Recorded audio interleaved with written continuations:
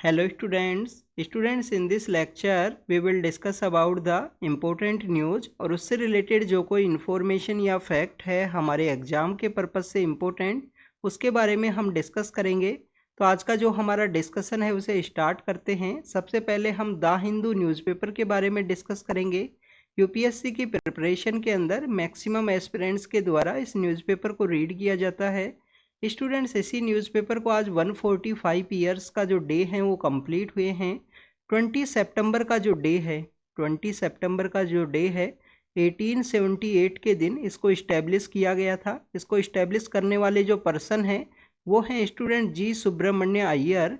जो जी सुब्रमण्य अय्यर हैं उनके द्वारा इसको इस्टेब्लिश किया गया था 1878 के समय 20 सितंबर को।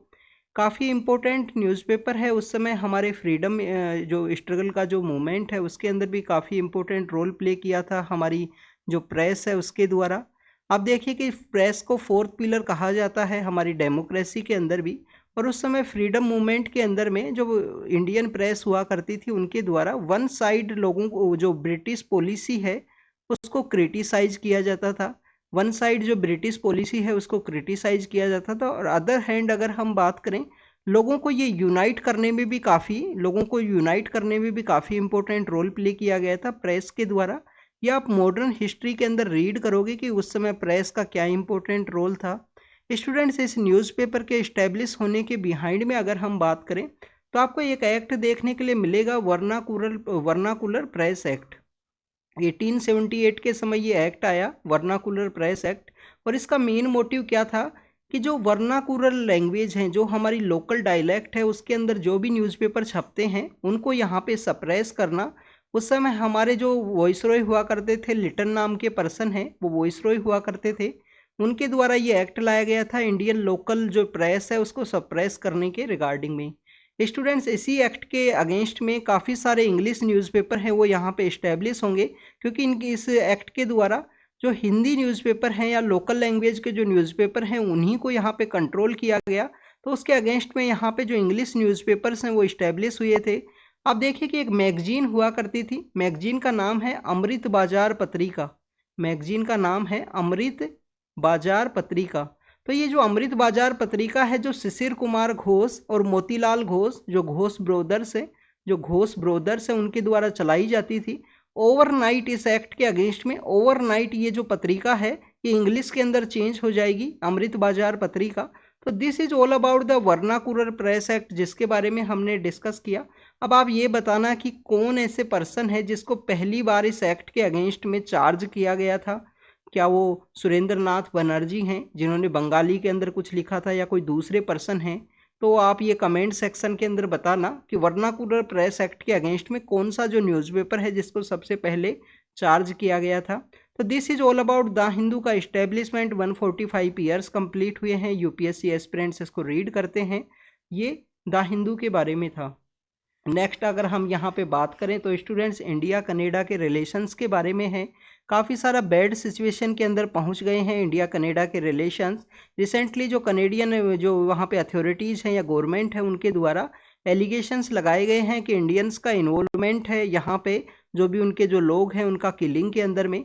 इंडियन और कनेडियन दोनों ही गवर्नमेंट्स के द्वारा डिप्लोमेट्स को एक्सपेल किया गया है। आप देखिए कि इस फोटो के अंदर भी जो कनाडा एम्बेसी की फ़ोटो दिखाई गई है कि वहाँ पे जो एक सोल्जर है वो पेट्रोलिंग करते हुए जो कनाडा का जो हाई कमीशन है उसके अंदर में। तो यहाँ पे हम इस टॉपिक से रिलेटेड जो जो हमारे एग्जाम के पर्पज से इम्पोर्टेंट है उनके बारे में डिस्कस करेंगे। फर्स्ट तो ये वो पर्सन है जिनकी किलिंग के अगेंस्ट में कनेडियन गवर्नमेंट के द्वारा इंडिया के अगेंस्ट में एलिगेशन लगाए गए कि इंडियन अथॉरिटीज़ के द्वारा इसका जो किलिंग है वो किया गया है। ये पर्सन कौन है? ये हरदीप सिंह निज्जर नाम के पर्सन है। इनके द्वारा एक बेसिकली एक ऑर्गेनाइजेशन भी चलाया जाता था जो KTF है खालिस्तान टाइगर फोरम है वो इनके द्वारा चलाया जाता था खालिस्तान टाइगर फोरम। और इनके जो रिलेशंस हैं स्टूडेंट्स जो हरदीप सिंह निज्जर हैं इनके जो रिलेशंस हैं काफ़ी ऐसे जो इंडियन गवर्नमेंट के द्वारा जो ऑर्गेनाइजेशंस को ब्लॉक किया गया है या बैन किया गया है उन ऑर्गेनाइजेशंस के अगेंस्ट में भी इनके जो रिलेशंस हैं इनके जो लिंक है वो आपको देखने के लिए मिलेंगे। वो ऑर्गेनाइजेशन है सिख फॉर जस्टिस नाम का एक ऑर्गेनाइजेशन है। सिख फॉर जस्टिस जो कम्प्लीटली बैन है उसके साथ में इनके लिंक हैं। इसके अलावा जो बेअंत सिंह नाम के पंजाब के सीएम हुआ करते थे, बेअंत सिंह नाम के जो पंजाब के सीएम हुआ करते थे, उनका असैसिनेशन के जो अंदर जो लोग इन्वॉल्व हैं उनके साथ भी इनके अच्छे रिलेशंस बताए गए थे। 2022 के समय, जो जुलाई का मंथ है, 2022 के समय इनको चार्ज किया गया इंडियन गवर्नमेंट के द्वारा, और इसके नेक्स्ट ईयर के अंदर इनका डेथ होता है स्टूडेंट्स। 23 के अंदर, जो हमारा जून है, जून के अंदर इनका डेथ होता है। इनको अलग अलग केसेस के अंदर भी चार्ज किया गया है इंडिया के अंदर। इंटरपोल के द्वारा भी जो रेड कॉर्नर नोटिस है वो इनको इश्यू किया गया था। इंटरपोल क्या है स्टूडेंट्स? इंटरपोल बेसिकली एक ऑर्गेनाइजेशन है, एक इंटरनेशनल पुलिस का आप नाम दे सकते हो। तो इंटरपोल जो है, इंटरपोल के द्वारा भी इनको जो रेड कॉर्नर नोटिस है वो इश्यू किया गया था हरदीप सिंह निज्जर को। अब इनका यहाँ पे किलिंग हुआ 23 का, जो जून का जो मंथ है उसके अंदर में। बाद में देखें कि उनके जो एसोसिएट्स हैं उनको भी यहाँ पे जो धमकी है वो मिली। इंडियन गवर्नमेंट के द्वारा जो चार्ज लगाया गया था कि कोई जो प्रीस्ट है उनका यहाँ पे मर्डर के अंदर इनका इन्वॉल्वमेंट है, या इनके जो पर्सन्स है उनका इन्वॉल्वमेंट है। काफ़ी सारे जो ऐसे ऑर्गेनाइजेशन हैं, खालसा टाइगर फोरम है, सिख फॉर जस्टिस है, उन सब जो बैंड ऑर्गेनाइजेशंस हैं उनसे इनका रिलेशन है। तो यहाँ पे फिर जो कनाडा की जो अथॉरिटीज़ हैं उनका द्वारा इंडियन जो डिप्लोमेट्स हैं उनके रिगार्डिंग में कंसर्न्स यहाँ पे जाहिर किए गए थे, वहाँ के जो फाइनेंस मिनिस्टर हैं उनके द्वारा, कि यहाँ पे जो इंडियन डिप्लोमेट्स हैं उनको यहाँ पे जो एक वार्निंग हो सकती है सिचुएशन प्रेजेंट समय में।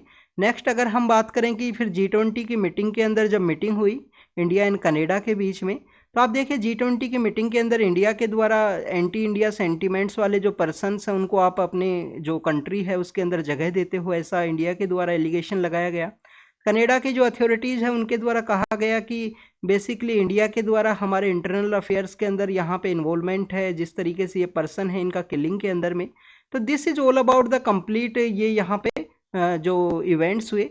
नेक्स्ट अगर हम बात करें कि हमारे यहाँ पे जो फ्री ट्रेड एग्रीमेंट के रिगार्डिंग में डिस्कशंस चल रहा था इंडिया एंड कनाडा का, उसको भी स्टॉप कर लिया गया। और नेक्स्ट यहाँ पे जो कनेडियन अथॉरिटीज़ हैं उनके द्वारा, कनेडियन पीएम के द्वारा एलिगेशन लगाया गया कि इंडिया का इन्वॉल्वमेंट है हरदीप सिंह निज्जर की जो डेथ है, उसके असैसिनेशन है उसके अंडर में।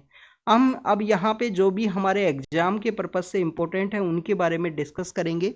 हमारे एग्ज़ाम के पर्पज़ से इम्पोर्टेंट ये है कि कनेडियन गवर्नमेंट के द्वारा यहाँ पे जो एलिगेशंस लगाए गए, उसके बाद में जो 5 आई अलायंस है उसके जो कंट्रीज हैं उनके द्वारा यहाँ पे पूछा गया कि आप बेसिकली ये बताइए कि आपके पास एविडेंस क्या है कि इंडियन जो अथॉरिटीज़ हैं वो यहाँ पे इन्वॉल्व हैं। तो हम सबसे पहले बात करेंगे 5 आईज के बारे में। 5 आई अलायंस क्या है? 5 कंट्रियों का ये अलायंस है, 5 कंट्रीज हैं, और जो इन्फॉर्मेशन को शेयर करते हैं एक दूसरे के साथ में। अब इन्फॉर्मेशन को शेयर करने वाला जो ये अलायंस है, इसका इस्टेब्लिशमेंट वर्ल्ड वॉर सेकंड के समय हुआ था। जो वर्ल्ड वॉर सेकंड का जो समय है उस समय इनका इस्टेब्लिशमेंट हुआ। अब आप देखिए उस समय यूके के द्वारा और यूएसए के द्वारा इसको इस्टेब्लिश किया गया था। बाद में जो कनाडा है वो इसको ज्वाइन करता है, कनाडा उसको ज्वाइन करता है। और आपको जो न्यूजीलैंड एंड ऑस्ट्रेलिया नाम के जो कंट्री हैं, ऑस्ट्रेलिया नाम के जो कंट्री हैं वो भी इसको ज्वाइन किए 5 आई अलायंस को। इंफॉर्मेशन शेयरिंग के रिगार्डिंग में ये अलायंस है, जो भी इंटेलिजेंस का इंफॉर्मेशन होता है इन कंट्रीज के द्वारा आपस में शेयर किया जाता है एक दूसरे के साथ में। यूके एंड यूएस के द्वारा इसको इस्टेब्लिश किया गया था वर्ल्ड वॉर सेकंड के समय इंफॉर्मेशन शेयरिंग के रिगार्डिंग में। तो 5 आई अलायंस है 5 कंट्रियों का, जिनके द्वारा एविडेंस मांगे गए हैं कनाडा के द्वारा, कनाडा से एविडेंस मांगे हैं। नेक्स्ट अगर हम बात करें स्टूडेंट्स, हम यहाँ पे खालसा टाइगर फोरम की बात आई है, तो लिटिल बिट हम खालसा मूवमेंट के बारे में बात करेंगे कि जो पंजाब के अंदर में जो खालसा मूवमेंट है, इंडिया के द्वारा एलिगेशन लगाए जाते हैं कि जो पाकिस्तान की अथॉरिटीज़ हैं, स्पेशली जो इंटेलिजेंस एजेंसी है ISI, वो इसके अंदर इन्वॉल्व है। तो स्टूडेंट खालिस्तान मूवमेंट के रिगार्डिंग में आपको 2-3 इवेंट्स के बारे में मेजरली पता होना चाहिए। एक तो आप देखिए कि 1973 के समय, उससे पहले भी डिमांड तो आपको कंटिन्यूस देखने के लिए मिलेगी। 1973 के समय आपको यहाँ पे एक रिजोल्यूशन है वो पास किया गया था, स्पेशली जो अकाली दल है उनके द्वारा एक रिजोल्यूशन है वो पास हुआ, जिसको बोलते हैं आनंदपुर साहिब रिजोल्यूशन। आनंदपुर साहिब रिजोल्यूशन है, ये बेसिकली ऑटोनॉमी के रिगार्डिंग में था कि पंजाब को ऑटोनॉमी दी जाए, और इसके अंदर में जो पाकिस्तान से रिलेटेड जो पंजाब है, जो भी बेसिकली राजा रणजीत सिंह हैं, उनका महाराजा रणजीत सिंह के समय लाहौर उनकी कैपिटल हुआ करती थी, तो उनको ऐड करने की बात है। इवन आप देखिए कि हमारे जहाँ पे जो गुरुद्वारा एक बनाया गया है, जो लास्ट 18 ईयर थे गुरु नानक देव जी के, जो लास्ट 18 ईयर हैं उस गुरुद्वारे के अंदर उन्होंने बताई, वो पाकिस्तान के अंदर सिचुएटेड है। अभी तो वहाँ पे जो कॉरिडोर है वो डेवलप किया गया है इंडिया एंड पाकिस्तान के द्वारा में। इसके अलावा अगर हम बात करें, काफ़ी सारा ऐसा जो हिस्टोरिकल इन्फ्लुएंस है वो पाकिस्तान का जो पंजाब है उसके अंदर भी आपको हमारा जो इंडियन पंजाब है उसका काफ़ी सारे रिलेशंस आपको देखने के लिए मिलेंगे। जैसे कि हमने कुछ दिन पहले डिस्कस किया था भगत सिंह के बारे में, जिनका जन्म जो लयालपुर है, जिसको बाद में नाम कर दिया गया फैसलाबाद। लयालपुर बेसिकली एक लयाल नाम के एक ब्रिटिश ऑफिसर्स हुआ करते थे, उनके नाम पे वो नाम था। तो स्टूडेंट्स, आनंदपुर रिजोल्यूशन पास किया गया, उसके अंदर में पाकिस्तान का जो पंजाब है उसको भी इंक्लूड करने की बात की गई। फिर आपको उसके बाद में जो जर्नैल सिंह भिंडरावाला का मूवमेंट, इस तरीके के अलग अलग इंसिडेंट्स हैं वो देखने के लिए मिलेंगे पंजाब के अंदर में। फिर आप देखिए कि 1984 के समय जो ऑपरेशन ब्लू स्टार है वो इंडियन गवर्नमेंट के द्वारा कंडक्ट किया जाता है, जिसके अंदर में जो सिख कम्युनिटी है उनके लिए हाईएस्ट जो रिलीजियस इंस्टीट्यूशन है दरबार साहिब, वहाँ पे बेसिकली इंडियन आर्मी के द्वारा ये ऑपरेशन किया जाएगा 1984 में। Blue star operation blue star है। और ब्लू स्टार के बाद में आप देखिए कि इस तरीके का कंटिन्यूस जो मूवमेंट है वो आपको देखने के लिए मिलेगा। असैसिनेशन ऑफ इंदिरा गांधी है, जिसके अंदर 31 अक्टूबर 1984 को। इसके बाद में अगर हम बात करें स्टूडेंट की इंडियन गवर्नमेंट के द्वारा स्पेशली जो पंजाब के अंदर जो पुलिस है उसके द्वारा ऐसे ऑपरेशंस लॉन्च किए गए जिससे कि इस इंसर्जेंसी को कैसे कंट्रोल किया जाए, जो पंजाब के अंदर 80s के समय में आपको देखने के लिए मिलेगी खालिस्तान मूवमेंट के दौरान में। तो उसके अंदर आपको एक इम्पोर्टेंट ऑफिसर का नाम पता होना चाहिए। जब आप पुलिस सर्विस के अंदर अगर आप जाओगे तो आपको रीड करने के लिए मिलेगा, आईपीएस केपीएस गिल हैं, कुंवरपाल सिंह गिल हैं आईपीएस। इनके द्वारा उस समय में जो यहाँ पे against the operation blue star and Anandpur Sahib resolution के बाद में जिस तरीके का यहाँ पे पंजाब के अंदर जो इंसर्जेंसी हुई उसके अगेंस्ट में यहाँ पे एक मूवमेंट किया जाता है। ये इनके द्वारा एक ऑपरेशन है जिसको लीड किया गया था, वो है operation black thunder. Operation black thunder नाम से जो ऑपरेशन है वो इनके द्वारा लीड किया गया और इंसर्जेंसी को कंट्रोल किया पंजाब के अंदर में कुंवरपाल सिंह गिल, आईपीएस केपीएस गिल हैं उनके द्वारा। नेक्स्ट अगर हम बात करें स्टूडेंट्स, यहाँ पे उस कभी भी ऐसे जब ऑपरेशंस होंगे ना, कभी भी इस तरीके के जब ऑपरेशंस होंगे तो आपको एक और इश्यू आपको देखने के लिए मिलेगा कि कभी भी इंसर्जेंसी किसी भी एरिया के अंदर ह्यूमनिटेरियन वायलेशन आपको काफ़ी ज़्यादा देखने के लिए मिलेगा। तो उस समय में जो ऐसे काफ़ी सारी रिपोर्ट्स आई थी कि पुलिस के द्वारा जो ह्यूमनिटेरियन जो वायलेंस है वो किया गया, काफ़ी सारे जो इनोसेंट्स हैं उनको भी यहाँ पे मार दिया गया। उसके ऐसे इश्यूज हमेशा आपको जब भी आप कहीं के भी ऑपरेशंस को रीड करोगे तो इस तरीके के जो आपको इंसिडेंट्स है वो देखने के लिए मिलेंगे। जैसे कि armed force special power act है जो आर्मी को इम्यूनिटी देता है डिस्टर्ब एरियाज के अंदर में, उसके अगेंस्ट में भी ऐसी जो वॉइस है वो रेज होती हैं। तो यहाँ पे आप देखिए कि केपीएस गिल का जो ये ऑपरेशन जो ब्लैक थंडर है इसके अगेंस्ट में भी ऐसे वायलेशंस इंक्रीज हुए, ऐसी वॉइस है वो रेज हुई। इसके अगेंस्ट में आप देखिए कि एक ह्यूमन राइट एक्टिविस्ट हुआ करते थे 1995 के समय, एक ह्यूमन राइट एक्टिविस्ट हुआ करते थे, उनका नाम है जसवंत सिंह खालरा।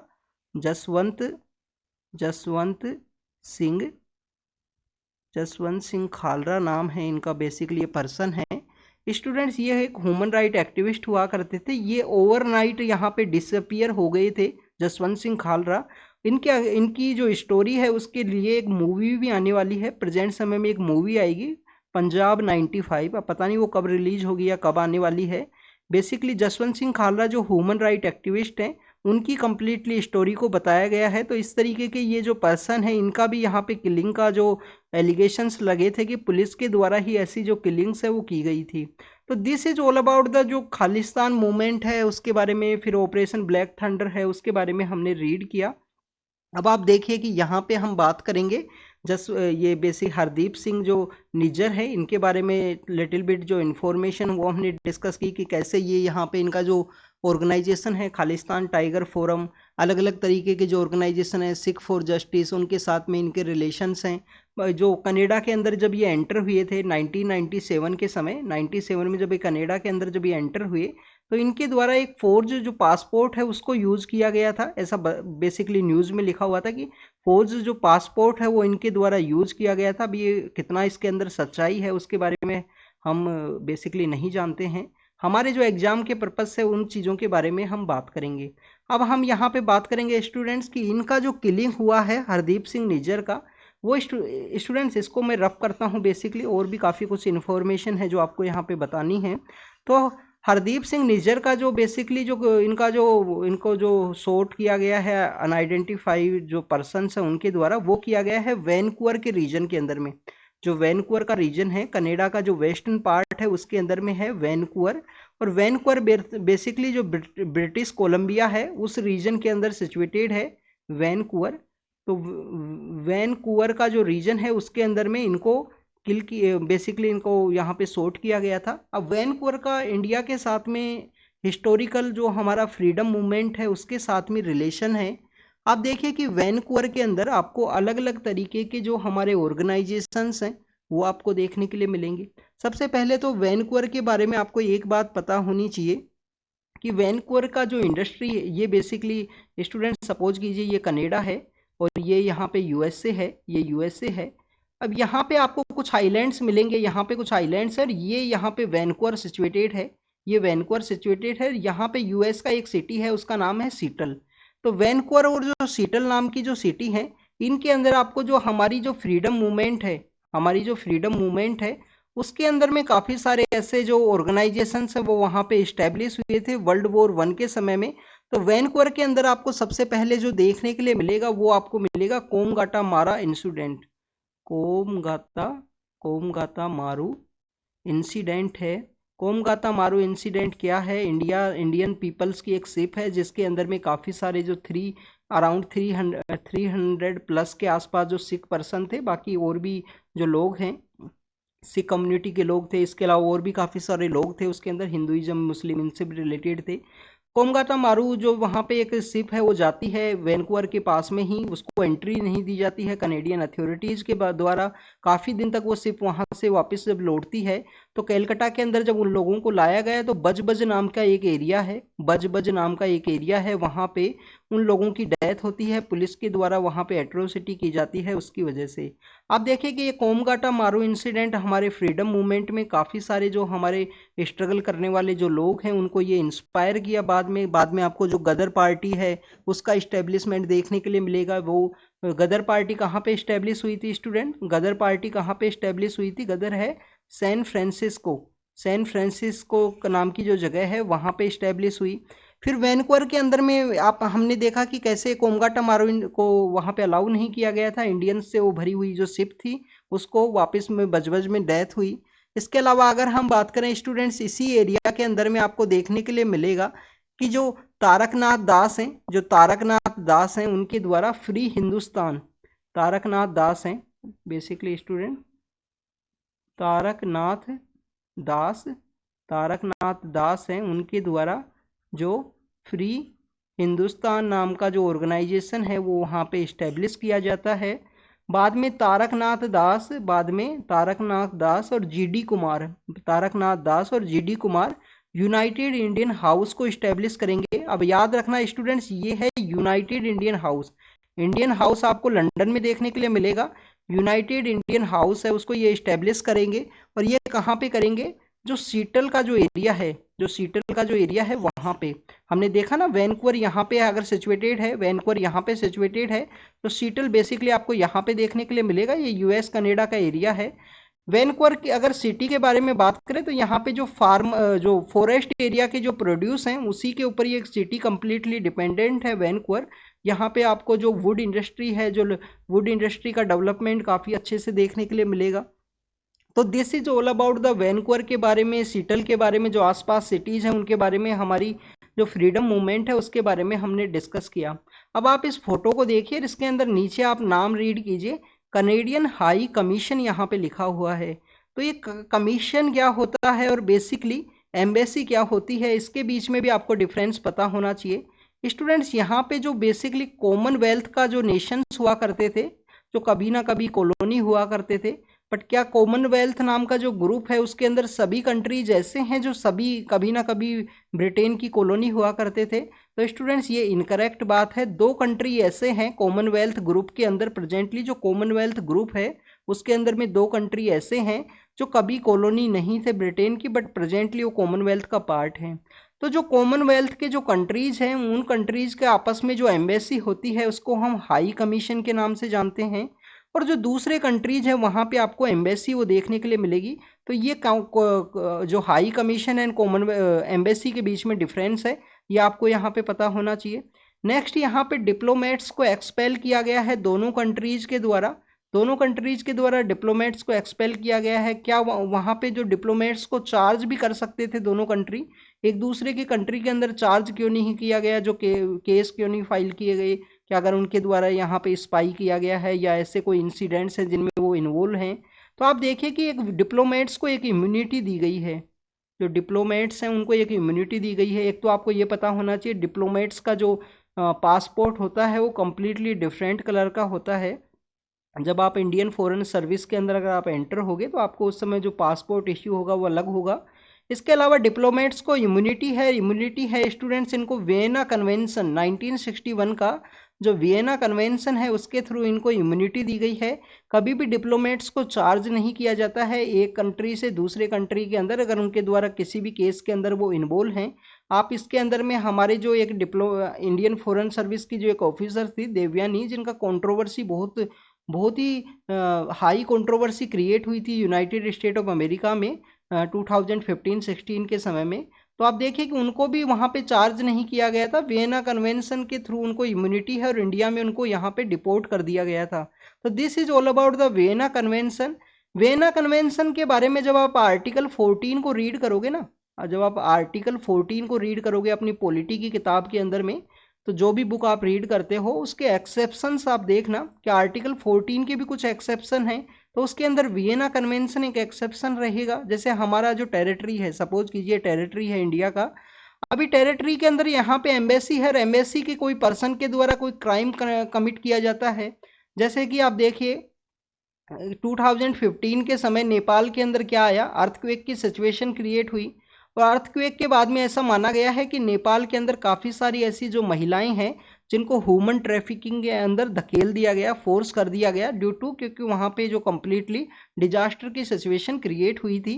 और आप देखिए कि उसकी इस न्यूज़ को बेसिकली क्लाइमेट चेंज के अंदर भी बताया जाता है कि जब भी क्लाइमेट चेंज की सीवियर कंडीशन होगी सबसे ज़्यादा इम्पैक्ट है वो महिलाओं के ऊपर ही आएगा, जिसके अंदर उनका वाटर कलेक्शन का इश्यू बताया जाता है। ऐसा भी इश्यू बताया जाता है कि कभी भी अर्थक्वेक आया तो इस तरीके से उनको ह्यूमन ट्रैफिकिंग के अंदर में यहाँ पे फोर्स किया गया था।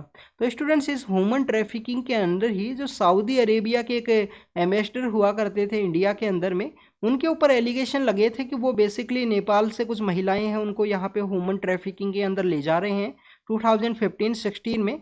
बट वियना कन्वेंशन के अंदर उनको इम्यूनिटी थी तो इंडियन गवर्नमेंट उनको चार्ज नहीं कर सकती थी, उनको डिपोर्ट किया गया सऊदी के लिए में। तो this is all about the Vienna convention, diplomatic immunity, जो हरदीप सिंह निज्जर है उनका केस है उसके बारे में हमने डिस्कस किया। अब हम चलते हैं नेक्स्ट न्यूज़ की तरफ। नेक्स्ट न्यूज़ के बारे में अगर हम बात करें स्टूडेंट, तो नेक्स्ट न्यूज़ है हमारी शिरोमणि गुरुद्वारा प्रबंधक कमेटी के द्वारा कहा गया कि इंडिया एंड कनाडा को एक दूसरे को ज्वाइन, अपने जो हैंड्स हैं वो ज्वाइन करने चाहिए, जो भी ट्रुथ है जो भी सच्चाई है उसके बारे में बात करना चाहिए। नेक्स्ट हम बात करेंगे शिरोमणि गुरुद्वारा प्रबंधक कमेटी क्या है। नेक्स्ट अगर हम बात करें स्टूडेंट, पंजाब की जो पुलिस है उसके द्वारा भी यहाँ पे एलिगेशंस लगाए गए हैं कि जो हरदीप सिंह निज्जर है वो एक वांटेड पर्सन थे। इसी के अंदर लिखा गया है कि वो कौन कौन से ऑर्गेनाइजेशन हैं, जो KTF है, खालिस्तान टाइगर फोरम है, इनसे वो उनका इन्वॉल्वमेंट है उसके बारे में बात की गई है। तो स्टूडेंट्स यहाँ पे हम बात करें शिरोमणि गुरुद्वारा प्रबंधक कमेटी के बारे में बात करेंगे, तो एक हाईएस्ट रिलीजियस बॉडी है। इसका काम है जो सिख कम्युनिटी है, जो हमारी सिखिज्म की कम्युनिटी है, उस कम्युनिटी को बेसिकली उनके जो रिलीजियस इंस्टीट्यूशंस है उनका एडमिनिस्ट्रेशन का वर्क है शिरोमणि गुरुद्वारा प्रबंधक कमेटी का। इनका जो इस्टेब्लिशमेंट है वो आपको 1920 के समय देखने के लिए मिलेगा। आप सोशल रिफॉर्म मूवमेंट्स को भी जब रीड करोगे ना, तो जो सिखिज्म कम्युनिटी है उनके जो सोशल रिफॉर्म मूवमेंट्स में महंत नाम के पर्सन हुआ करते थे, वो हाईली करप्ट हुआ करते थे। उनके अगेंस्ट में जो शिरोमणि गुरुद्वारा प्रबंधक कमेटी आएगी, अकाली मूवमेंट, उन सब के बारे में भी आप रीड करोगे। स्टूडेंट, शिरोमणि गुरुद्वारा प्रबंधक कमेटी के द्वारा पंजाब, हिमाचल प्रदेश और जो चंडीगढ़ का एरिया है वहाँ के जो गुरुद्वाराज हैं उनको एडमिनिस्ट्रेशन किया जाता है। इनका जो हेडक्वार्टर है या ऑफिस है वो आपको अमृतसर के अंदर देखने के लिए मिलेगा। अमृतसर जो है, अमृतसर के अंदर ही हमारा जो दरबार साहिब है वो सिचुएटेड है। दरबार साहिब के बारे में आपको जो भी इंफॉर्मेशन है वो भी पता होनी चाहिए। दरबार साहिब का कब वहाँ पे बेसिकली गोल्डन टेम्पल की हम बात कर रहे हैं। दरबार साहिब का मीनिंग वो है कि वहाँ पे जो पूल था, वहाँ पे जो वहाँ पे सेंटर के अंदर जो पूल है वो किनके द्वारा बनाया गया, कौन से गुरु हैं। गुरु हमारे गुरु रामदास हैं या गुरु अर्जुन देव हैं। बेसिकली गुरु रामदास है उसका आंसर। फिर गुरु अर्जुन देव का क्या रोल है उसके अंदर में। और अगर हम बात करें कि लेटर फेज में, आपको ये पता होना चाहिए कि जो गोल्डन टेम्पल है उसके ऊपर जो गोल्ड का जो लीफ है वो लगाया गया है, तो महाराजा रणजीत सिंह का क्या इंपॉर्टेंट रोल है। ऐसे दो जो भी पर्सन इन्वॉल्व हैं हमारे गोल्डन टेम्पल के साथ में, जिस भी तरीके से उसका डेवलपमेंट या रिनोवेशन के अंदर में, उसके बारे में आप बताना। शिरोमणि गुरुद्वारा प्रबंधक कमेटी के बारे में बात किया। 1920 के समय सिख के जो सिखिज्म के जितने भी इम्पोर्टेंट जो इंस्टीट्यूशन है, रिलीजियस इंस्टीट्यूशन है, उनका एडमिनिस्ट्रेशन करना इसका मेन काम है। अब आपको यहाँ पे रिलीजियस वर्शिप प्लेस का एडमिनिस्ट्रेशन की बात की। अब आपको यहाँ पे एक बात पता होनी चाहिए, क्या शिरोमणि गुरुद्वारा प्रबंधक कमेटी का हेड कभी कोई महिला, कभी कोई वुमेन रही हैं? तो स्टूडेंट्स ये आपको पता होना चाहिए। जगबीर को लास्ट ईयर भी मैंने इसको डिस्कस किया था, नवंबर के मंथ के अंदर में। जो टेलीग्राम ग्रुप है उसके अंदर में आप जाके सर्च करना, बीबी जगबीर कौर हैं, वो इसको हेड कर चुकी हैं शिरोमणि गुरुद्वारा प्रबंधक कमेटी को। इवन आई थिंक 3 टाइम्स उन्होंने हेड किया है। इनिशियल हेड उन्होंने 1999 में किया था। बीबी जगबीर कौर हैं जिनके द्वारा हेड किया गया है शिरोमणि गुरुद्वारा प्रबंधक कमेटी को। तो ये शिरोमणि गुरुद्वारा प्रबंधक कमेटी के बारे में हमने डिस्कस किया। Khalsa movement, Anandpur Sahib resolution, human right activist जो जसवंत सिंह खालरा हैं, KPS गिल जो हमारे IPS ऑफिसर रहे हैं, उनका जो इम्पोर्टेंट रोल था इंसर्जेंसी को कंट्रोल करने के रिगार्डिंग में। वैनकूवर के अंदर इंडिया के जो फ्रीडम मूवमेंट है, कोमगाता मारू इंसिडेंट, वो इंसिडेंट बाद में गदर पार्टी को यहाँ पे इंस्पायर करता है। गदर पार्टी के फाउंडर कौन हैं?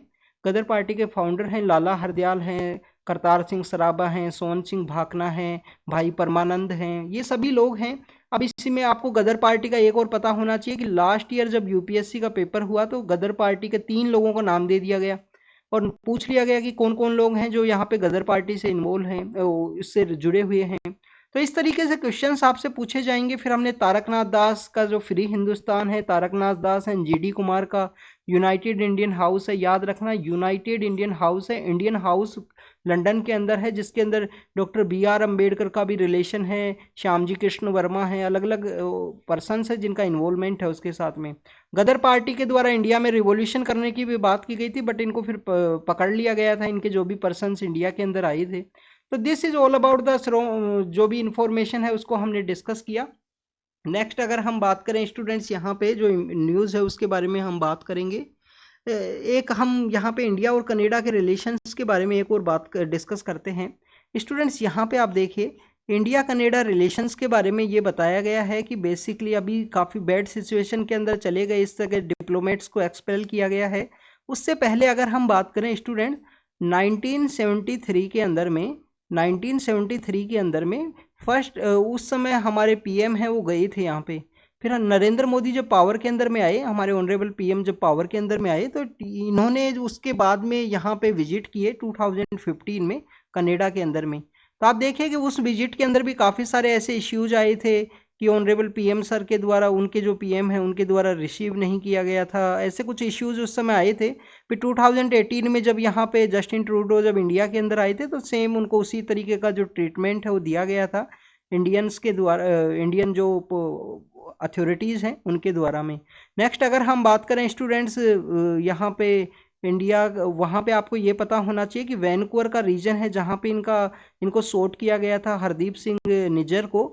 तो वो ऐसा रीजन है जिसमें ये शिरोमणि गुरुद्वारा प्रबंधक कमेटी के द्वारा भी कहा गया कि उस रीजन के अंदर जो गुरुद्वारा है उसी के एरिया में किया गया था। और वैनकूवर ऐसा रीजन है जहाँ पे आपको जो सिखिज्म की जो कम्युनिटी है उसका प्रेजेंस काफ़ी ज़्यादा है। इवन कंप्लीट कनाडा के अंदर भी आपको जो 3rd नंबर के ऊपर या 4th नंबर के ऊपर इनका जो नंबर है वो देखने के लिए मिलता है। तो this is all about the जो भी इंफॉर्मेशन है सबको हमने डिस्कस किया। नेक्स्ट अगर हम बात करें बिल के बारे में बात करेंगे। लोकसभा के अंदर बिल है उसको यहाँ पे प्रपोज किया गया है, बिल का नंबर है 128। अब यहाँ पे आपके लिए ये पता होना चाहिए कि 108 को क्यों नहीं किया गया। 108 को स्टूडेंट्स लैप्स हो गया था। 108 का जो एक्ट जो बिल था, 108 का जो महिलाओं का रिजर्वेशन, वुमेन रिजर्वेशन का जो बिल था वो लैप्स हो गया था उसी समय में जब लोकसभा का रिजोल्यूशन, लोकसभा जब वहाँ पे डिजोल्व हुई। तो आपको ये पता होना चाहिए कि बिल कब डिजोल्व होता है कब नहीं होता है, इसके बारे में आप कमेंट सेक्शन के अंदर बताना। 2-3 ऐसे प्रोविज़न है उस समय में बिल है वो डिजोल्व हो जाएगा, और 2-3 ऐसे प्रोविज़न रखे गए हैं जिसके अंदर बिल डिजोल्व नहीं होगा। तो वो आप कमेंट सेक्शन के अंदर बताना, या आप जाके अपना जो पार्लियामेंट चैप्टर है उसके अंदर भी रीड कर लेना। तो स्टूडेंट्स 128 जो बिल है वो लाया गया है लोकसभा के अंदर में। इस नया जो हमारा पार्लियामेंट है उसके अंदर मीटिंग ऑर्गेनाइज हुई, उसी के अंदर इस बिल को लाया गया। अगर हम बात करें स्टूडेंट्स, यहाँ पे जो मिनिस्टर हैं जिनके द्वारा नंबर्स बताए गए हैं कि प्रेजेंट समय में 82 नंबर हैं। अब कल हमने डिस्कस किया था कि 78 नंबर हैं, जैसे कि आप देखिए यहाँ पे भी 78 बताए गए हैं। तो स्टूडेंट्स ये नंबर्स बताए गए हैं कि पॉलिटिकल जो पार्टीज़ हैं, जब इलेक्शन हुआ था ना 2019 का, तो उस समय कितने लोग चुन के आए थे। हो सकता है कि जो 4 नंबर्स यहाँ पे इंक्रीज करके जो बताए गए हैं वो बाई इलेक्शन के अंदर यहाँ पे जो हमारी वुमेन मेंबर ऑफ पार्लियामेंट है वो इलेक्ट होके आई हों। 82 नंबर है। अगर ये रिजर्वेशन बिल है जो इस्टेब्लिशमेंट के अंदर आया तो 180 जो संख्या है वो हो जाएगी हमारे वुमेन्स की। आप देखिए कि अगर हम बात करें कि प्रेजेंट समय में कौन सा ऐसा कंट्री है जिसके अंदर में वुमेन्स की जो संख्या है वो मेंबर ऑफ पार्लियामेंट्स की सबसे ज़्यादा है, तो आपको न्यूजीलैंड एंड मैक्सिको जो है, न्यूजीलैंड एंड मैक्सिको, उसके अंदर आपको 50% देखने के लिए मिलेगी कि वहाँ पे जो 50% जो मेंबर ऑफ पार्लियामेंट्स हैं वो यहाँ पे महिलाएं हैं। इसके अलावा ये जो कंट्री हैं, स्कैंडिनेवियन जो कंट्रीज़ हैं, इनका जो ह्यूमन राइट इंडेक्स में काफ़ी अच्छा इनका परफॉर्मेंस रहता है। स्वीडन है, नॉर्वे है, फिनलैंड है, यहाँ पे भी 46% के आसपास आपको जो संख्या है वो देखने के लिए मिलेगी। तो दिस यहाँ पे कोई एक कंट्री है जिसके अंदर प्रोविज़न ये है कि कैबिनेट के अंदर जो 50% है वो महिलाएं होनी चाहिए। जो आपका कैबिनेट है उसके अंदर भी 50% महिलाएं होनी चाहिए, एक ऐसा प्रोविज़न है। तो स्टूडेंट्स इंडिया के लिए ये काफ़ी अचीवमेंट होगा कि 181 जो मेंबर ऑफ पार्लियामेंट्स हैं वुमेन रिजर्वेशन बिल की वजह से यहाँ पे इलेक्ट होके आएंगे इंडियन डेमोक्रेसी के अंदर में। वैसे भी इंडिया को मदर ऑफ डेमोक्रेसी है उसके रूप में प्रमोट किया गया था अभी G20 की मीटिंग के अंदर, या उसके बाद में भी काफ़ी सारे ऐसे इवेंट्स हुए हैं। तो this is all about the women reservation bill, जिसके अंदर schedule caste and schedule tribe को भी, जो schedule caste and schedule tribe है उसको भी वहाँ पे जो रिजर्वेशन है वो दिया गया है 1/3 रिजर्वेशन। ओबीसी कम्युनिटी को बेसिकली रिजर्वेशन नहीं दिया गया है, जिसकी ओबीसी के जो लीडर्स हैं उनकी डिमांड है, जो सोशलिस्ट जो पॉलिटिकल पार्टीज है ना उनके जो लीडर्स की डिमांड है। नेक्स्ट अगर हम बात करें यूपीए एरा का जो बिल है उसको यहाँ पे अलायू बोला गया है अपोजिशन के बारे में, बट जो मिनिस्ट्री होम अफेयर्स है उनके द्वारा कहा गया कि वो बेसिकली कोलैप्स हो गया था after the dissolution of that Lok Sabha के बाद में। नेक्स्ट स्टूडेंट्स यहाँ पे सेंसस के बारे में है, तो आपको पता होना चाहिए कि 10 ईयर के गैप के अंदर सेंसस होता है। यहाँ पे वुमेन कोटा से इसको रिलेट किया गया है। सेंसस के बारे में आपको इन्फॉर्मेशन ये होनी चाहिए, रजिस्ट्रार जनरल ऑफ इंडिया जो कि मिनिस्ट्री ऑफ होम अफेयर्स के अंडर में आते हैं, उनके द्वारा जो सेंसस है वो कंडक्ट किया जाता है। अभी जो ये वुमेन रिजर्वेशन बिल की जो हम बात कर रहे हैं ना, इसका यहाँ पे जब डिलिमिटेशन कमीशन यहाँ पे एग्जिस्टेंस के अंदर आएगा और 2029 के समय इसके अकॉर्डिंग जो सीट हैं वो यहाँ पे होंगी। 2029 के समय में इसके अकॉर्डिंग जो सीट्स हैं उनका लोकेशन किया जाएगा। नेक्स्ट अगर हम बात करें स्टूडेंट्स, यहाँ पे सिंगल यूज ऑफ प्लास्टिक के बारे में है कि चाइना की ये फोटो दिखाई गई है कि चाइना में देखिए कि आप इस तरीके से जो प्लास्टिक की बोतल्स हैं वो बताई गई हैं कि जब भी फूड डिलीवरी जो ऐप हैं, हमारे ऑनलाइन जो फूड डिलीवरी ऐप हैं जिनके द्वारा कैसे सिंगल यूज प्लास्टिक है उसका यहाँ पे जो नंबर्स हैं वो इंक्रीज हो रहे हैं डे बाय डे। तो इसके अंदर में क्या इसको ग्रीन नज के थ्रू इसको यहाँ पे कंट्रोल किया जा सकता है। इंडिया के द्वारा सिंगल यूज प्लास्टिक को बैन किया गया 2022 के समय। इंडिया के द्वारा 2022 के समय सिंगल यूज प्लास्टिक को बैन किया गया। सिंगल यूज प्लास्टिक का जो मेजरमेंट है वो क्या है, कितना माइक्रोमीटर से कितना माइक्रोमीटर होना चाहिए, ये आप कमेंट सेक्शन के अंदर बताना या रीड करना। सिंगल यूज प्लास्टिक के बारे में, क्योंकि यूपीएससी सवाल वैसे ही पूछेगा। यूपीएससी ऐसे क्वेश्चंस नहीं पूछने वाला कि बेसिकली कब उसको बैन किया गया, क्या है क्या नहीं है। आपसे क्वेश्चन पूछा जाएगा कि इतना माइक्रोन से इतना माइक्रोन है, ये लिमिट होना चाहिए। यहाँ पे क्वेश्चन पूछ लिया जाएगा कब इंडिया ने बैन किया उसको, ये नंबर चेंज कर दिया जाएगा, 2022 है जुलाई, तो इसको चेंज कर दिया जाएगा 2020। तो अगर आपने अच्छे से रीड नहीं किया है या प्रेजेंस ऑफ माइंड सही नहीं है तो आपका यहाँ पे आंसर है जो रॉन्ग हो जाएगा। तो इसी तरीके से क्वेश्चन पूछे जाते हैं। तो वहाँ का जो ऑनलाइन एक कंपनी है अलीबाबा, तो उसी के बारे में बताया गया है कि उनके द्वारा कैसे जो ग्रीन नज है वो किया गया है। नेक्स्ट अगर हम बात करें स्टूडेंट्स, ये आपको पता होना चाहिए कि इंडिया के अंदर भी जो कंपनी है फूड डिलीवरी ऐप है जोमाटो, उसके द्वारा भी जो कटलरीज हैं, हमारे जो ऑनलाइन फूड के अंदर कटलरीज जो होती हैं वो सिंगल यूज प्लास्टिक का एक सोर्स है, सिंगल यूज प्लास्टिक का एक इम्पोर्टेंट सोर्स होती हैं फूड डिलीवरी ऐप्स के अंदर में। तो जोमेटो के द्वारा कटलरीज का जो डिलीवरी है वो कम्प्लीटली यहाँ पे बैन किया गया है। इसके बारे में बेसिकली आपको पता होगा, जब भी आप फूड डिलीवर ऐप के थ्रू जो ऑनलाइन डिलीवरी ऐप के थ्रू खाना मंगवाते होगे तो आपको पता होगा कटलरीज को बैन किया गया है। नेक्स्ट न्यूज़ के बारे में अगर हम डिस्कस करें स्टूडेंट्स, नेक्स्ट न्यूज़ है होयसालाज टेम्पल्स के बारे में, जो कि आपको 3 अलग अलग जगह पे आपको देखने के लिए मिलेंगे। 2 तो आपको हसन डिस्ट्रिक्ट है जो कर्नाटक के अंदर वहाँ पे हैं, एक मैसूर डिस्ट्रिक्ट के अंदर सिचुएटेड है। तो आप अगर हम बात करें स्टूडेंट्स होयसाला के बारे में, हमने एक अलग से लेक्चर है उसके अंदर भी डिस्कस किया है, कल भी इनको डिस्कस किया था। इनको ऐड करने के साथ ही इंडिया के अंदर वर्ल्ड हेरिटेज साइट्स की जो संख्या है वो 42 हो गई। पहले 40 हुआ करती थी। अब जो रियाद के अंदर जो सबमिट हुई है, याद रखना सबमिट कहाँ पे हुई है, रियाद के अंदर में, रियाद सऊदी के अंदर में। यहाँ पे अगर हम बात करें वर्ल्ड हेरिटेज कमेटी की मीटिंग हुई थी यहाँ पे रियाद सऊदी अरेबिया के अंदर में। इसके अंदर 2 साइट्स हमारी हैं, जिसके अंदर शांति निकेतन है, हमारी जो शांति निकेतन है। इसके अलावा अगर हम बात करें कि हमारे जो होयसाला टेम्पल्स हैं उनको यहाँ पे, होयसाला जो टेम्पल्स हैं उनको यहाँ पे ऐड किया गया। होयसालाज के बारे में अगर हम बात करें तो यहाँ पे आपको जो अप्रेज प्लेटफॉर्म है जिसको कि क्या नाम दिया गया है, जगती है। यहाँ पे सेंटर के अंदर एक पिलर होल होगा, वो कम्प्लीटली यहाँ पे कनेक्टेड होगा। इस तरीके से जो टेम्पल्स है वो बनाए जाएंगे। पिरामिड इसके ऊपर आपको देखने की, पिरामिड लाइक स्ट्रक्चर, जो विमान है वो पिरामिड लाइक स्ट्रक्चर का होगा। और इस स्टाइल ऑफ आर्किटेक्चर को यहाँ पे वेसारा और द्रविडियन स्टाइल, जो वेसारा है जो लेटर चालुक्याज के द्वारा स्टार्ट की गई थी, और द्रविड़ा स्टाइल जो है सदर्न इंडिया के टेम्पल्स के अंदर आपको देखने के लिए मिलेगी। तो उसका कॉम्बिनेशन है वेसारा। किसका कॉम्बिनेशन है? वेसारा जो लेटर चालुक्याज के द्वारा शुरू की गई, जिसके कि फ्यूडल हुआ करते थे होयसाला डायनेस्टी के रूलर्स। तो स्टूडेंट्स जो वेसारा स्टाइल है वो बेसिकली द्रविड़ और जो नगर स्टाइल है, जो नगर स्टाइल है नॉर्दर्न इंडिया का और द्रविड़ स्टाइल है सदर्न इंडिया के टेम्पल्स का, उन दोनों का कॉम्बिनेशन है वेसारा। और वेसारा और द्रविड़ को मिक्स करके बना दिया गया होयसाला।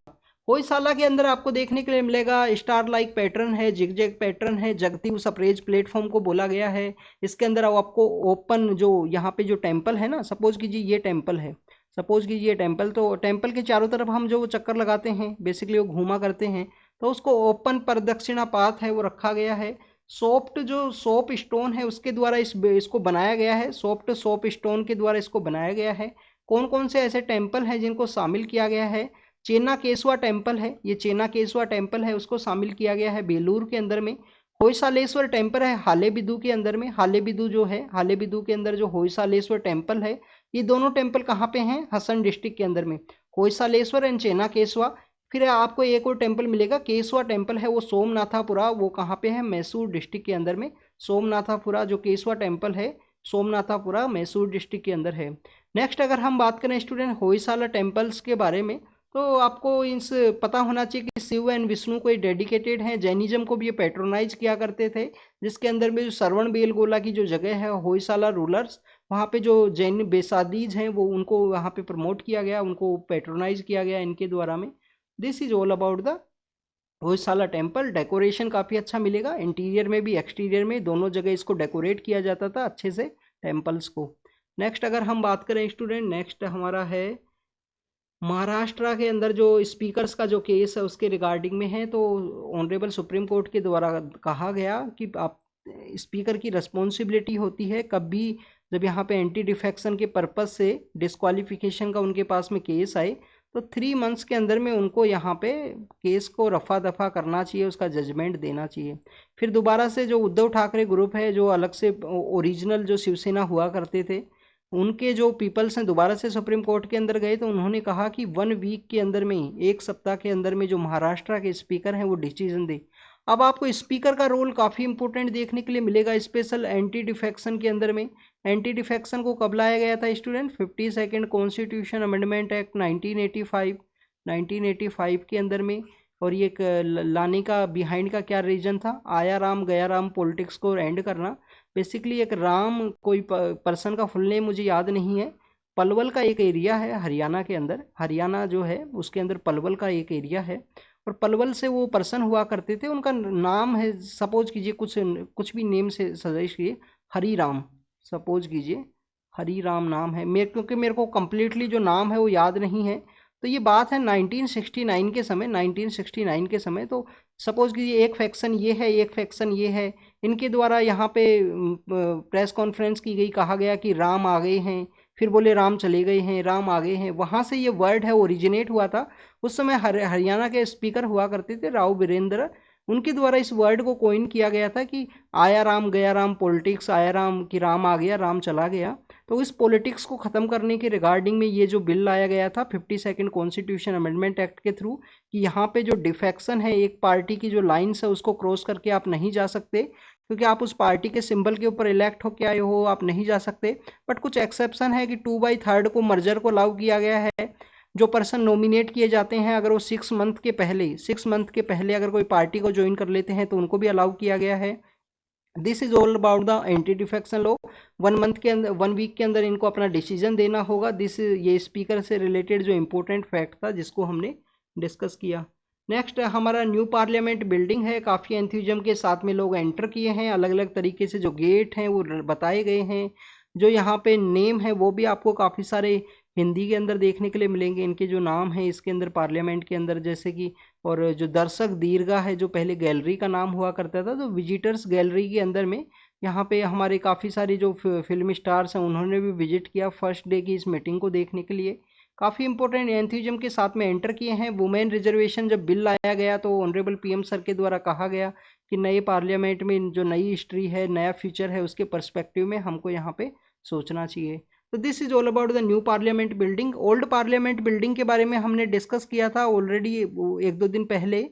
1927 के समय हर्बर्ट बेकर और जो लुटियंस हुआ करते थे, एडवर्ड लुटियंस, उनके द्वारा इसको स्टार्ट किया गया था। ओल्ड पार्लियामेंट बिल्डिंग का जो ये स्ट्रक्चर था, गोल गोल जो स्ट्रक्चर हुआ करता था, इसको माना गया है कि जो 64 योगिनी है, 64 हिंदी का वर्ड होता है, 64 का, तो 64 योगिनी मंदिर है। 64 योगिनी मंदिर कहाँ है? हमारा जो मध्य प्रदेश है उसके अंदर है। तो 64 योगिनी टेम्पल आपको इसी तरीके का देखने के लिए मिलेगा। 2021 का जो प्रीलिम्स का पेपर हुआ ना, 2021 का जो प्रीलिम्स का पेपर था, उसमें ये क्वेश्चन पूछ लिया गया था 64 योगिनी टेम्पल के बारे में। तो उस समय पार्लियामेंट का जो हमारा जो सेंट्रल विस्टा प्रोजेक्ट है वो न्यूज़ के अंदर भी था, इस वजह से ये क्वेश्चन था। डायरेक्टली या इनडायरेक्टली ऐसे ही क्वेश्चंस पूछे जाते हैं एग्जाम के अंदर भी। नेक्स्ट अगर हम बात करें student, next news is regarding the central, यहाँ पे जो साइंस अवार्ड है उसके बारे में है, काफ़ी इंपॉर्टेंट न्यूज़ है। रिसेंटली CSIR के द्वारा जो शांति स्वरूप भटनागर पुरस्कार हैं वो दिए जाते थे, उनको अनाउंस किया गया था। अब आप देखिए कि नए यहाँ पे राष्ट्रीय विज्ञान पुरस्कार हैं, उनको यहाँ पे स्टार्ट किया गया है। सबसे पहले आपको ये पता होना चाहिए कि कोई भी कैश नहीं दिया जाएगा इन अवार्ड्स के अंदर में। पहले शांति स्वरूप भटनागर पुरस्कार जो अनाउंस किए गए हैं ना, युवा साइंटिस्ट, जो हमारे यूथ साइंटिस्ट हैं, शांति स्वरूप भटनागर पुरस्कार। शांति स्वरूप पर्सन कौन थे? जिनके द्वारा CSIR को इस्टेब्लिश किया गया था, जो हमारी CSIR नाम का इंस्टीट्यूशन है ना, इसको इस्टेब्लिश किया गया था शांति स्वरूप भटनागर के द्वारा। तो इन्हीं की याद में जो यंग साइंटिस्ट हैं उनको यहाँ पे साइंस के सेक्टर में प्रमोट करने के रिगार्डिंग में उनका यहाँ पे इंटरेस्ट इंक्रीज हो, उनका कंट्रीब्यूशन को देखते हुए यंग साइंटिस्ट मींस यंग कौन है? 45 से कम एज है, अंडर 45 जो पर्सन है वो यंग हैं, उनको अवार्ड दिया जाता है शांति स्वरूप भटनागर पुरस्कार CSIR के द्वारा, जिसको अनाउंस किया गया था। उसके अंदर में आपको जो कैश प्राइज है वो देखने के लिए मिलता है, 5 लाख का कैश प्राइज है। इसके अलावा इनकी जो साइंटिस्ट की जो सैलरी होती है उसके अंदर भी जो इंसेंटिव है वो ऐड किया जाता है, जो भी इंसेंटिव होता होगा उनके अकॉर्डिंग में। नए जो राष्ट्रीय विज्ञान पुरस्कार जो लॉन्च किए गए हैं इनके अंदर में कोई भी कैश नहीं है, आपको एक सर्टिफिकेट और एक आपका जो जो मेडल है या जो भी है वो दिया जाएगा। राष्ट्रीय विज्ञान पुरस्कार के अंदर अगर हम बात करें तो टोटल यहाँ पे 56 अवार्ड कर दिए गए हैं, 56 अवार्ड हैं वो दिए जाएंगे टोटल, जिसके अंदर बताया गया 3 आपको विज्ञान रत्न हैं। विज्ञान मीन्स बेसिकली साइंस है स्टूडेंट, 3 विज्ञान रत्न हैं, 3 विज्ञान रत्न हैं। 25 अगर हम बात करें विज्ञान श्री दिए जाएंगे, 25 अगर हम बात करें तो विज्ञान श्री है उनको यहाँ पे दिया जाएगा। 25 अगर हम बात करें तो विज्ञान युवा विज्ञान वैज्ञानिक्स के लिए जो यंग साइंटिस्ट है उनके लिए विज्ञान शांति स्वरूप भटनागर पुरस्कार हैं वो दिए जाएंगे। और 3 अवार्ड यहाँ पे जो विज्ञान की जो टीम है, साइंस की जो टीम है उसके पर्सपेक्टिव में दिए जाएंगे यहाँ पे अवार्ड। तो this is all about the 53। Present समय में अलग अलग मिनिस्ट्रीज के द्वारा जो साइंस के जो अवार्ड दिए जाते हैं उनकी संख्या थी 300 के आसपास कुछ अवार्ड हैं वो दिए जाते थे, जो गवर्नमेंट के द्वारा इन सभी को मर्ज करते हुए 56 अवार्ड कर दिया गया है, कैश प्राइज को बंद कर दिया गया है। नेक्स्ट अगर हम बात करें कितने कैटेगरी के अंदर ये दिए जाएंगे तो 12 कैटेगरी तो साइंस की बताई हैं, जिसके अंदर agriculture, astronomy, computer science, medical, जितने भी सेक्टर्स हैं सबको ऐड किया गया है। और एक कैटेगरी और की गई है जिसको अदर कैटेगरी का नाम दिया गया है, तो उसमें अदर कैटेगरी के पर्सपेक्टिव से टोटल 13 कैटेगरी हैं जिसके अंदर अवार्ड हैं वो दिए जाएंगे। पर्सन ऑफ इंडियन ओरिजिन जो PIO होल्डर हैं उनको भी अवार्ड यहाँ पे होंगे, पर विज्ञान टीम के अंदर में इनको कोई अवार्ड नहीं होगा। इसके अलावा अवार्ड्स हैं उनको कब दिया जाएगा, अवार्ड को दिया जाएगा स्टूडेंट्स 11 मई का जो दिन है, 11 मई का दिन है national technology day. National technology day हम किसकी याद में मनाते हैं आप बताना। तो नेशनल टेक्नोलॉजी जो डे है वो हमारा 1998 के समय पोखरण के अंदर हमने न्यूक्लियर टेस्ट किया था हमारा, उसी की याद में, उसी के कंट्रीब्यूशन के रूप में नेशनल टेक्नोलॉजी डे को इस्टेब्लिश किया गया। और अभी जिस डे को इस्टेब्लिश किया है 23 अगस्त, जो हमारा नेशनल क्या है, नेशनल स्पेस डे है, नेशनल स्पेस डे। तो स्पेस डे के रूप में और नेशनल टेक्नोलॉजी की डे के दिन इन अवार्ड्स को दिया जाएगा। अगर हम बात करें अवार्ड्स का जो एडमिनिस्ट्रेशन है 2 ईयर के लिए, इनिशियल 2 साल हैं, कैसे अवार्ड देने हैं, किन को देने हैं, किन लोगों को नॉमिनेट करना है, सब कुछ CSIR के द्वारा एडमिनिस्ट्रेट किया जाएगा सिर्फ 2 साल के लिए।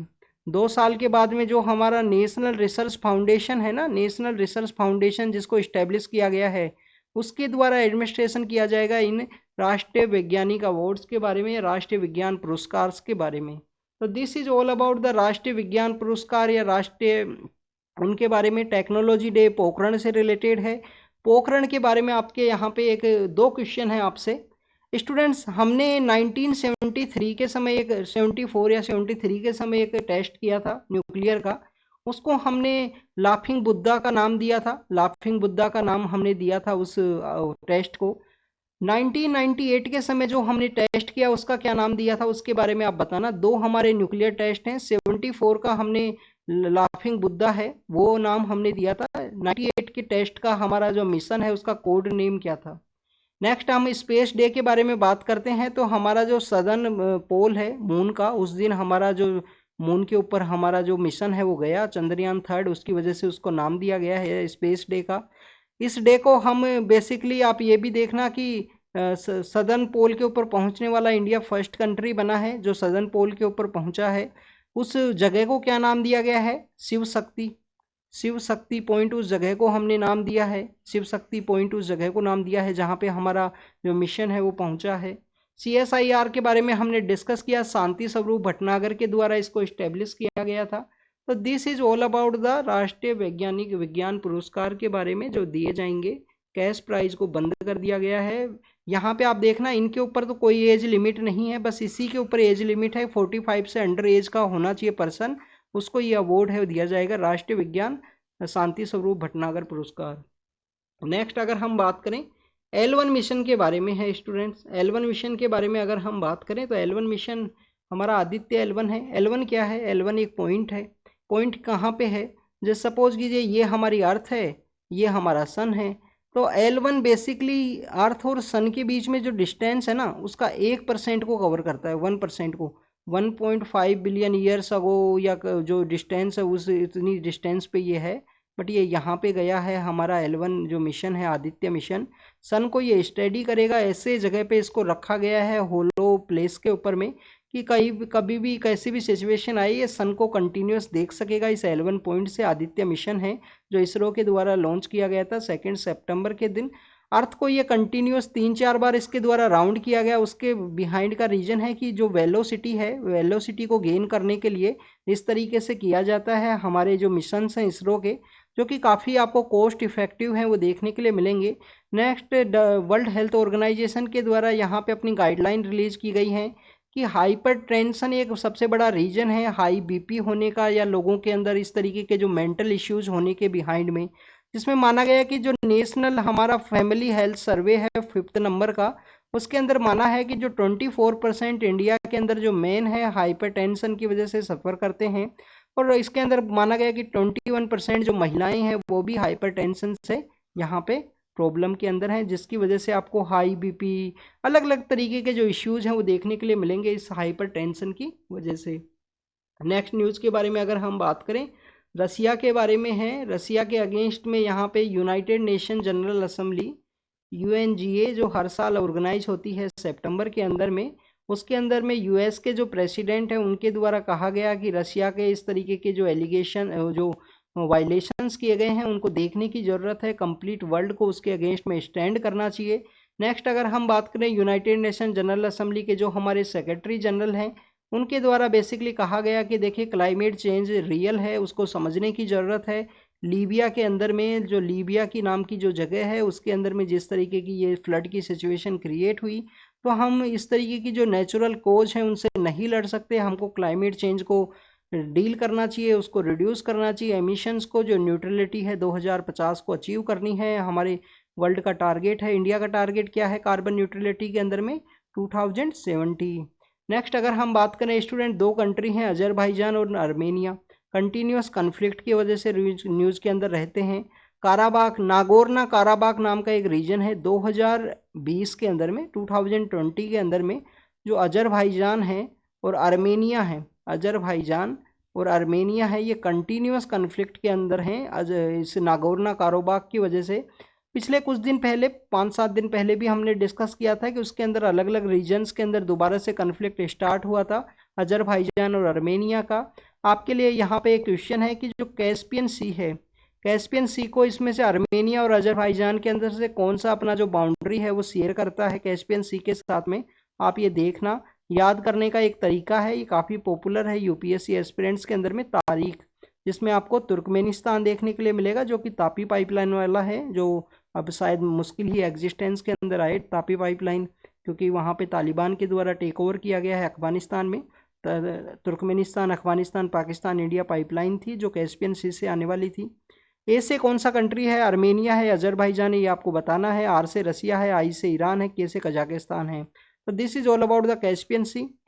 नेक्स्ट, अगर हम बात करें स्टूडेंट्स, यहाँ पे फ्रांस और जर्मनी के द्वारा कहा गया है कि यूरोपियन यूनियन नाम का जो हमारा ऑर्गेनाइजेशन है ना, इसको आप एक्सटेंड कीजिए। प्रेजेंट समय में 27 इसके मेंबर हैं। लास्ट मेंबर कौन ज्वाइन किया था? 2013 के अंदर क्रोएशिया नाम का जो मेंबर है उसने इसको ज्वाइन किया था।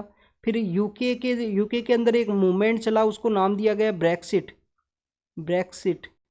ब्रेक्सिट का जो नाम दिया गया था, ब्रेक्सिट वहाँ का एक पॉलिटिकल मूवमेंट था कम्प्लीटली, जिसके अंदर रेफरेंडम भी वहाँ पे ऑर्गेनाइज हुआ था, रेफरेंडम किया गया था। अलग अलग जो पर्सन्स हैं उनके द्वारा रिजाइन किया गया है इस मूवमेंट के रिगार्डिंग में। तो ब्रेक्सिट मूवमेंट के बाद में आप देखिए कि ब्रिटेन ने, वो यूके के द्वारा अपना जो यहाँ पे एग्जिस्ट कर लिया गया यूरोपियन यूनियन से। तो बेसिकली ब्रेक्जिट क्या था कि ब्रिटेन का यहाँ पे जो एग्जिट करने का जो प्रोसेस है उसी को ब्रेक्जिट का नाम दिया गया था। अगर हम बात करें यूरोपियन यूनियन के द्वारा, तो यूरोपियन यूनियन स्टूडेंट्स अलग अलग ट्रीटीज़ के थ्रू ये इस्टेब्लिशमेंट के अंदर आया है, अलग अलग ट्रीटीज़ के थ्रू। इसके अंदर आपको एक सेंगेन नाम का एक रीजन है वो देखने के लिए मिलेगा। इसके अंदर आपको सेंगेन नाम का जो रीजन है वो देखने के लिए मिलेगा, जिसको यहाँ पे मेंशन किया गया है, ये सेंगेन एरिया। तो सेंगेन एरिया बेसिकली क्या है? ये वो एरिया है जिसके अंदर आपको वीज़ा फ्री आप ट्रैवल कर सकते हो। इनकी जो बाउंड्रीज हैं वो ओपन है कम्प्लीटली यूरोपियन यूनियन की। अगर हम मेन ट्रीटी की बात करें स्टूडेंट्स, समय समय पे अलग अलग ट्रीटी इस्टेब्लिशमेंट में आई हैं 1950 से ही, after the world war second. पर 93 के अंदर एक ट्रीटी है जिसका नाम है मास्ट्रिक्ट ट्रीटी।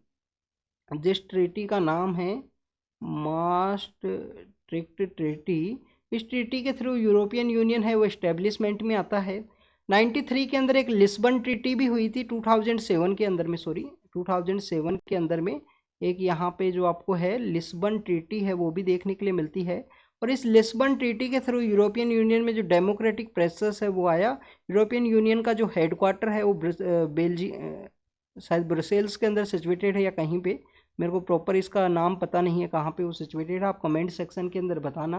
तो this is all about the European union, जिसकी मेंबरशिप को एनलार्ज करने की बात की गई है कि 10 कंट्रीज यहाँ पे तैयार हैं, हमको ज्वाइन करवाओ आप यूरोपियन यूनियन के अंदर में, तो हमें हमारी मेंबरशिप को ओपन करना चाहिए। उसके बारे में फ्रांस एंड जर्मनी के द्वारा एडवोकेट किया गया है, जो कि एक इम्पोर्टेंट पावर है यूरोपियन यूनियन के अंदर में। तो ये आज का हमारा डिस्कशन था, जो भी इम्पोर्टेंट इन्फॉर्मेशन है, जो भी फैक्ट हैं, डाटा हैं, उन सभी को हमने डिस्कस किया एग्जाम के पर्पज से जो इम्पोर्टेंट है। L1 पॉइंट हुआ, हाइपरटेंशन हुआ, रसिया को अगेंस्ट में स्टैंड करने की बात है, लीबिया के अंदर जो फ्लड की सिचुएशन आई है, कौन सी सिटी है, डेरना है। WHO ने माना है कि हाइपरटेंशन सबसे बड़ा इशू है, इंडिया में भी 21+ मैन एंड वुमेन दोनों में ही पाया जाता है, नेशनल फैमिली हेल्थ सर्वे के अकॉर्डिंग में। विज्ञान पुरस्कार दिए गए हैं 53 हैं, प्रेजेंट समय में 300 दिए जाते थे, उनको मर्ज करते हुए 50 जो 6 हैं वो किया गया है, 56 दिए गए हैं। नेशनल टेक्नोलॉजी डे 11 मई को है, 23 अगस्त को हमारा स्पेस डे है जो हमारा चंद्रयान की जर्नी को बताता है। नेक्स्ट हमने यहाँ पे नए पार्लियामेंट हाउस के बारे में बात की। ओल्ड पार्लियामेंट हाउस की जो सर्कुलर जो बिल्डिंग थी वो 64 योगिनी टेम्पल से रिलेटेड है, उसके बारे में आप देखना कहाँ पे सिचुएटेड है और क्या क्वेश्चन आया था यूपीएससी के अंदर, उसको भी आप देखना। Disqualification person anti defection law के बारे में हमने डिस्कस किया। होयसाला टेम्पल जो 42 बने हैं आफ्टर द शांति निकेतन, इससे पहले 40 इंडिया के अंदर साइट हुआ करती थी। होयसाला डायनेस्टी के रूलर्स के द्वारा बनाया गया है, उनकी कैपिटल कहाँ थी, द्वार समुद्रम के अंदर में। नेक्स्ट सिंगल यूज प्लास्टिक, जो फूड डिलीवरी एप्स हैं जिनके अंदर में जो सिंगल यूज प्लास्टिक का मेन सोर्स है, स्पेशली उनका कटलरी का जो एरिया है, क्या इसके अंदर ग्रीन नज के थ्रू इसको यहाँ पे कंट्रोल किया जा सकता है। जोमेटो ने जो बेसिकली यहाँ पे डिलीवर करने से मना किया है सिंगल यूज प्लास्टिक को, जो स्पेशली कटलरीज हैं, वो एक इम्पोर्टेंट है। 50% के आसपास महिलाएं आपको टोटल सीट्स के अंदर मैक्सिको और न्यूजीलैंड के अंदर मिलेंगी, तो ये आपके लिए एक एग्जाम्पल है, आप इसको कोट कर सकते हो। इंडिया के अंदर इस बिल का इम्प्लीमेंटेशन 29 के समय होगा और नेक्स्ट जब यहाँ पे सेंसस को कंडक्ट करने के बाद में जो डिलिमिटेशन प्रोसेस के बाद में ही सीट्स को अलॉट किया जाएगा। यहाँ पे इंडिया, आपको पता होना चाहिए कि इंडिया के अंदर 180 जो संख्या है वो हो जाएगी वुमेन्स की, इसके बाद में बिल के इम्प्लीमेंटेशन के बाद में। इंडिया और कनाडा के रिलेशंस काफ़ी सिवियर हुए हैं, उसके बिहाइंड का रीजन है हरदीप सिंह निज्जर का वहाँ पे अनआइडेंटिफाइड पर्सनस के द्वारा इनको सॉर्ट कर देना। उसके बाद में कनाडा के द्वारा इंडिया के ऊपर एलिगेशन लगाए गए, इंडिया के द्वारा कनाडा के ऊपर एलिगेशन लगाए गए कि आप हमारी जो एंटी इंडिया सेंटिमेंट्स वाले जो पर्सनस हैं उनको अपने घर पे जो आप शरण है वो देते हो बेसिकली। तो उसी के पर्सपेक्टिव में जो भी इंपॉर्टेंट इन्फॉर्मेशन है उसको डिस्कस किया। वैनकूवर, सीटल और गदर पार्टी का जो सैन फ्रांसिस्को है उस रीजन के बारे में डिस्कस किया, कैसे हमारे फ्रीडम मूवमेंट से वैनकूवर का रीजन सिचुएटेड है जहाँ पे इनका असैसिनेशन किया गया था हरदीप सिंह निज्जर का, वहाँ पे एक गुरुद्वारा के अंदर। शिरोमणि गुरुद्वारा प्रबंधक कमेटी के बारे में बात किया कि हमारी जो फर्स्ट वुमेन है जो बीबी जगबीर कौर हैं उनके बारे में हमने डिस्कस किया। आर्टिकल 14 जो यहाँ पे वियना कन्वेंशन के थ्रू उनका एक्सेप्शन है, वियना कन्वेंशन जो डिप्लोमेटिक इम्यूनिटी देता है डिप्लोमेट्स को। कमीशन और हमारा जो बेसिकली हाई कमीशन और एम्बेसी है उसके बारे में बात की। कॉमनवेल्थ के एरिया के थ्रू जो यहाँ पे कंट्रीज हैं उनका यहाँ पे हाई कमीशन आपको देखने के लिए मिलेगा। वर्नाकुलर प्रेस एक्ट और हमारा हिंदू का जो इस्टेब्लिशमेंट के 145 ईयर्स कंप्लीट हुए हैं। That's all about the today's newspaper. जो भी इन्फॉर्मेशन है उसको बार बार रीड कीजिए, बार बार रिवाइज कीजिए, जिससे आपको अच्छे से याद हो सके और आप एग्जाम में अच्छे से परफॉर्म कर सको। और ये देखिए कि कंटिन्यूस मेहनत करोगे ना, यहाँ पे साल भर मेहनत करोगे, इस तरीके से जो वर्ड हैं, नाम हैं, ये सब याद करोगे, एग्जाम्पल्स हैं, तो ये सब आपको कहीं ना कहीं रिफ्लेक्ट होगी आपकी स्टडी के अंदर में और आपके आंसर्स के अंदर भी रिफ्लेक्ट होंगे एग्जाम्पल, जिससे कि आप अच्छे से स्कोर कर पाओ। तो thank you students, thank you very much.